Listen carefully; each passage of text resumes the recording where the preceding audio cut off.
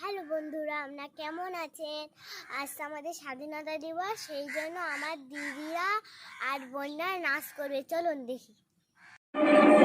তেরঙ্গা পতাকা ওড়ে নিশান, আকাশে বাতাসে বাজে নিশান, কণ্ঠে